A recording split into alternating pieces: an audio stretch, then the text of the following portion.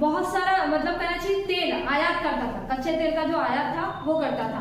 बाद में इन्होंने जो है अपने यहाँ की जो प्राइवेट सेक्टर की जो कंपनी थी उनको ये बोला गया कि आप वियतनाम में जाओ और वहाँ के तेल क्षेत्र का उत्पादन करो। बहुत सालों तक के जो है इन्होंने उत्पादन किया यूएसए की कंपनी ने।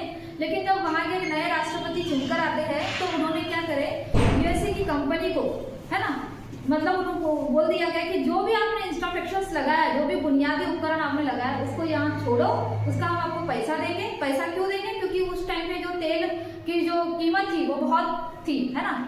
अभी इस टाइम पे अगर देखा जाए तो सोने की जैसी कीमत बढ़ रही है, सिर्फ उस टाइम पे तेल की कीमत बढ़ रही थी। तो इन्होंने यूएसए की कंपनी को बोला कि आप ये जो बुनियादी अवसंरचना वाले जो उपकरण है इसको यहाँ छोड़ दीजिए, हम इसका आपको पैसा देते हैं और आप अपने देश लौट जाइए। ठीक है, ये चीज हुई तो यूएसए को तो ऑब्वियसली गुस्सा आएगा, भाई हमने इतना अरबों डॉलर का खर्च किया है और ये हमको ऐसा बोल रहा है कि ये यहाँ छोड़ दो और आप चले जाओ। ठीक, दूसरा ये रीजन था। तीसरा ये रीजन ये है कि यूएसए ने अटैक केवल तेल क्षेत्र के लिए किया। क्यों? क्योंकि हाल ही में अगर देखा जाए तो भारत जो है यूएसए से तेल खरीदता है। बहुत सारे ऐसे कंट्री है जो कम कीमत पर तेल को खरीदना चाहती है। अगर आप तेल महंगा बिकोगे, एक जो पड़ोसी देश है वो तेल महंगा बिकेगा, एक सस्ता बिकेगा, तो खरीदने वाला क्या सोचेगा? सस्ते वाले को खरीदेगा ना, भाई महंगे वाले को क्यों खरीदेगा? तो अगर अभी देखा जाए वैश्विक स्तर पर तो सबसे ज्यादा जो तेल का कहना चाहिए एक्सपोर्ट है वो कौन करता है? रशिया, क्योंकि कम कीमत में तेल दे रहा है। इसने ये सोचा कि अगर मैं यहाँ पर अटैक करता हूँ और वेनेजुएला में अपने तेल क्षेत्र को पुनः स्थापित करता हूँ तो विश्व में जो है तेल के रूप में किसका सिक्का चलेगा? अमेरिका का। ये कहानी तो हुई कि अमेरिका जो है कुल मिलाकर वो तेल क्षेत्र को या तेल के लिए जो है अटैक किया है, अपने द्वारा जो है किसी भी व्यक्ति को वहां नियुक्त कर देगा, वो बोलेगा कि ले तू पैसा रख और अपने जो क्षेत्र की इकोनॉमी या कहना चाहिए कि जो भी लोगों को जो खुश रखना है वो खुश रहे, है ना, और हमको बढ़िया इस तरीके से क्या निकालने दे? तेल। अब ये चीज तो हुई यूएसए द्वारा जो है वेनेजुएला पर अटैक किया गया, लेकिन इसका भारत पर क्या प्रभाव पड़ेगा? क्योंकि अब जो क्वेश्चन है वो यही पूछेगा कि यूएसए द्वारा वेनेजुएला पर अटैक किया गया तो इसकी भारत की अर्थव्यवस्था पर क्या प्रभाव पड़ेगा, है ना। दो लोगों के बीच में जब युद्ध हुआ तो वैश्विक स्तर पर इसका क्या प्रभाव पड़ेगा और भारत की इकोनॉमी पर इसका क्या प्रभाव पड़ेगा? अगर मैं इसकी बात करूं तो भारत का इसका जो प्रभाव है ना, उस अटैक से भारत पर जो प्रभाव है वो एक पॉजिटिव थिंकिंग की ओर लेके जाता है। कैसे? क्योंकि हमें एक जो है प्रत्यक्ष लाभ मिलेगा, डायरेक्ट बेनिफिट मिलेगा। दूसरा कि वहां पे हमारी जो तेल संचलित, कैसे कि प्रत्यक्ष लाभ मिलेगा, जो हमारी तेल संचलित जो कंपनियां है ओएनजीसी और एक दूसरी कंपनी OVAL, ये संयुक्त रूप से जो तेल क्षेत्र का मतलब तेल का उत्पादन कर रही है। 2020 में हम लोग तेल का जो है मतलब एक्सपोर्ट कर रहे थे वहां पर, लेकिन यूएसए द्वारा जो है कुछ प्रतिबंध लगा दिए गए जिसके कारण हमारा जो तेल उत्पादन था वहां पे कम होने गया। अब जो तेल क्षेत्र की जो कंपनी है वो अगर यूएसए प्रतिबंधों में अगर ढील देगा तो हमारा जो तेल उत्पादन है वो लगातार क्या होएगा? बढ़ते जाएगा। जो हमको कहना चाहिए डीजल और पेट्रोल अभी महंगे मिल रहे थे वो क्या मिलेंगे? कुछ दिनों में सस्ते मिलेंगे। तो भारत को कुल मिला के जो है इसमें डायरेक्ट जो है बेनिफिट मिलने वाला है। लोगों की जो जेब तेल की वजह से जो खाली हो रही थी वो कम से कम दूसरे क्षेत्र में जो है निवेश कर सकते हैं, है ना। फिर ये चीज तो हुई कि भाई प्रत्यक्ष लाभ मिलेगा, तेल संचित कंपनी तेल क्षेत्र में उत्पादन बढ़ते जाएगा।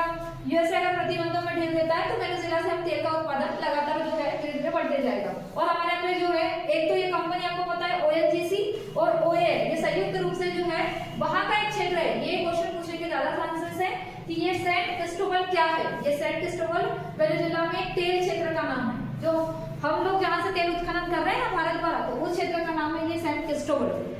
ठीक, अब भारत की इकोनॉमी तो पड़ा हुआ, लेकिन वैश्विक स्तर पर अगर देखा जाए तो यूएसए वेनेजुएला पर अटैक करा।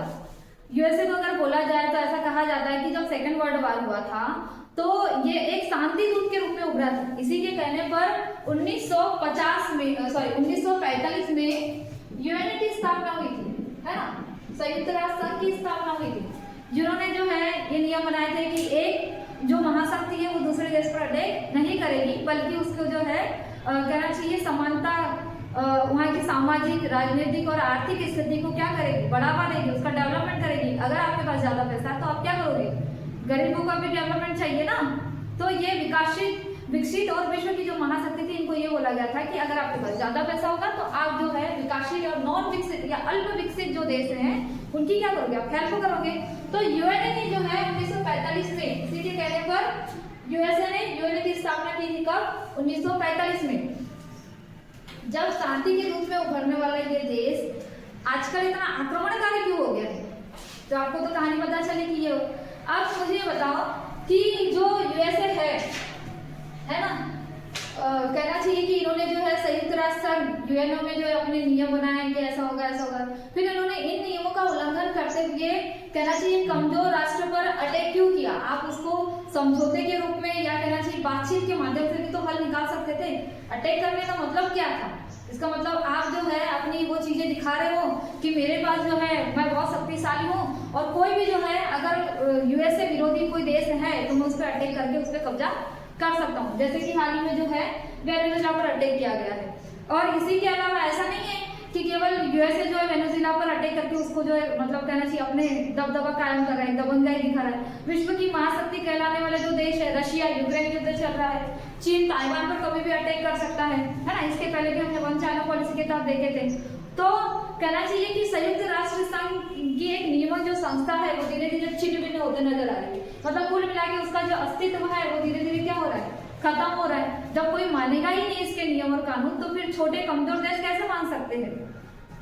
तो कुल मिला के ये निकल के आ रहा है कि यूएसए जो है वो दबंगाई छाट रहा है कि अगर तूने मेरी नहीं सुना तो मैं तेरे ऊपर अटैक करूंगा और तेरे साथ ऐसा करूंगा, है ना। तो तुझे जो है मेरी बातें मानना पड़ेगा। इसके पहले भी यूएसए ने कर चुका है। 2003 में ईरान पे हमला करके वहां के जो प्रेसिडेंट थे सद्दाम हुसैन, इसको जो है यही मतलब पहले सांस्कृतिक युद्ध जैसी स्थिति पैदा करो, बमबारी करो और फिर जो है यहाँ पे ऐसा माहौल बनाओ कि आपकी मतलब एक तख्ता पलट वाली स्थिति। इसके अलावा और करा यूएसए ने। कहा? हमारा जो पड़ोसी देश है अफगानिस्तान, 1990 के दशक में वहां पे जो है तालिबान को बाहर करके जो है एक नए राष्ट्रपति को नियुक्त किया, है ना। फिर बोले कि हम क्यों इतना खर्च करें, हम क्यों सेना इतने लगाए, तो उन्होंने अपनी सेना को जो है वहां से बाहर निकलवाया अफगानिस्तान से। जैसे ही बाहर निकलवाए तो वहां के जो प्रेसिडेंट है उन पर किसने अटैक कर दिया? तालिबानियों ने। तो पहले आप जो है उस कहना चाहिए उस देश को धीरे धीरे हम आपकी हेल्प करें, हम आपकी हेल्प करें और उसको तबाह करने की कोशिश करते हैं।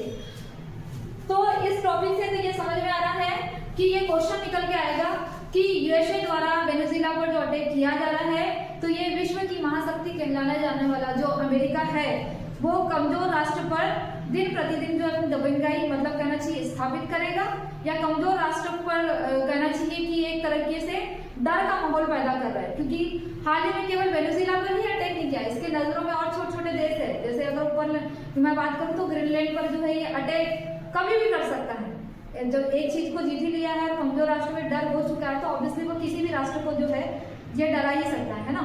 तो अगर पीएससी लेवल से देखा जाए तो क्या क्वेश्चन बनेगा? भारत की स्थिति के बारे में, यूएसए द्वारा वेनेजुएला पर अटैक किया गया तो भारत की इकोनॉमी पर, भारत की अर्थव्यवस्था पर कैसा प्रभाव पड़ेगा, सकारात्मक या नकारात्मक। दूसरा ये क्वेश्चन बनेगा कि यूएसए द्वारा वेनेजुएला पर जो अटैक किया गया विश्व की शांति स्थापित करने वाली जो संस्था थी यूएन, उसमें कहना चाहिए वर्तमान अस्तित्व के बारे में उसको समझाइए। ठीक है, ये यूएन चर्चा में आ गया तो इसके छोटे छोटे क्वेश्चन ये बनेंगे कि यूएन की स्थापना कब की गई थी और इसका हेडक्वार्टर कहाँ है। ठीक है, और ये जो मुख्य है कहना चाहिए वेनेजुएला के जो प्रेसिडेंट है निकोलस मादुरो, इसका नाम इंपोर्टेंट रखना, याद रखना क्योंकि ये बहुत चर्चा में है ना। इनकी पत्नी को भी जो है उठाकर लेके गए हैं।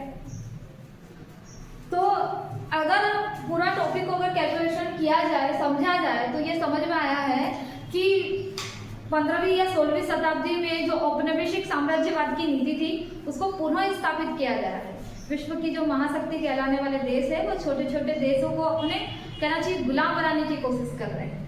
ठीक है, तो ये औपनिवेशिक साम्राज्यवाद की जो नीति है वो धीरे धीरे लगातार बढ़ते जा रही है। Thank you.